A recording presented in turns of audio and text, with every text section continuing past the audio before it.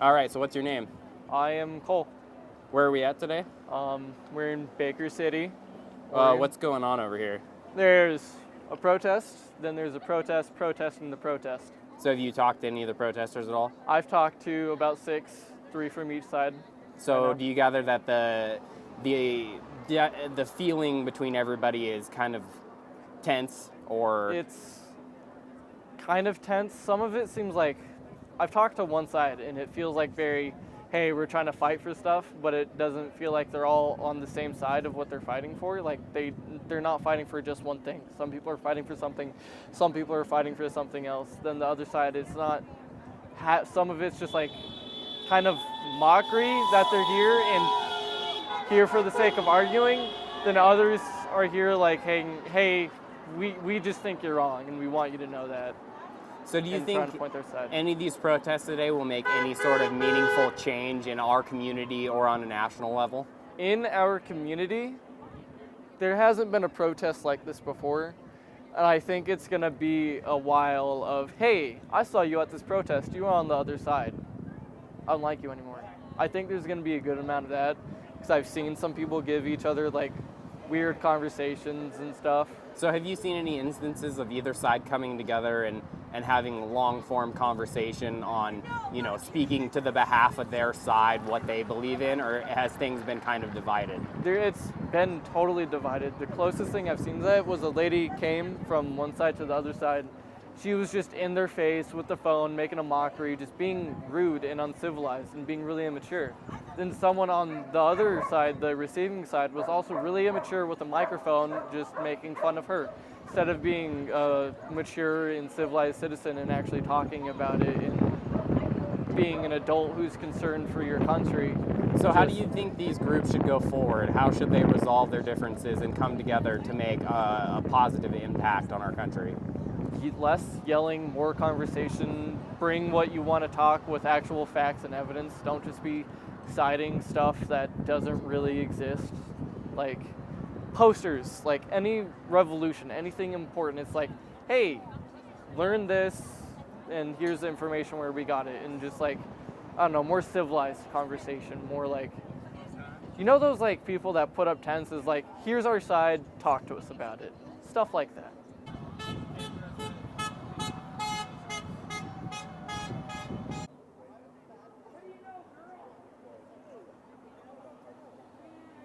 All right, so what's your name? Daniel Bacon, Where are we at today? Baker City. So what's going on over here?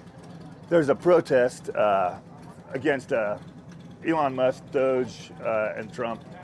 So what's your perspective on this? Do you think that there's anything meaningful that this other group is bringing to this protest today? I think that they might have some legitimate gripes, but I am on. I just don't like the way that they've pretty much been running the country lately. They had 4 years. It went down the tubes. We've got to make a change. And as far as Doge goes, I think they're doing a good job eliminating fraud and waste. What do you think that the other side could gain in perspective to see what the Trump administration is doing for good? What do you think they should really see from the Trump administration that's doing good? Because I see a lot of them are questioning on what the Trump administration has done that is good. What do you think, in your perspective, that the Trump administration has done to push our country forward? Well, he's brought in a lot of new money. Saudi Arabia has invested in America. A lot of different companies have come into America. Also, we've eliminated a lot of the illegal traffic coming into America, which brings in fentanyl, other drugs, and we've gotten rid of a lot of rapists and gang members. I think some of the tariffs are good. We've already had some wins with the tariffs. I'm not entirely in favor of unilateral tariffs, but that's just me. What else would there be? There's a lot of stuff that he's doing that's really good. I love Doge. I love the elimination of the fraud and the waste and the pointing out and pretty much just the transparency of it all. You can see what's going on. He's got the web page. You can see where they're wasting our money, and hopefully they bring back the good parts of federal funding towards some of these groups that can use it. So do you think collectively, since the Trump administration has regained its position, do you think our country is in better standing now than it was the last 4 years? Well, in the last 4 years, definitely. It's not going to be a smooth road. We've ruffled a lot of feathers. He's kind of going at it with a baseball bat instead of a wiffle ball bat. He's going at it pretty hard. But I think if we get behind him as a people and we stay positive, I think we can turn this country around and actually achieve that golden age that we're hoping for. If you had any recommendation to give Donald Trump on how he's conducting himself or running our country, what recommendation do you think you would give to him? Well, I don't know if any at all. I think he might be more qualified than me, but I would say that I'd like to bring Canada, our closest allies from.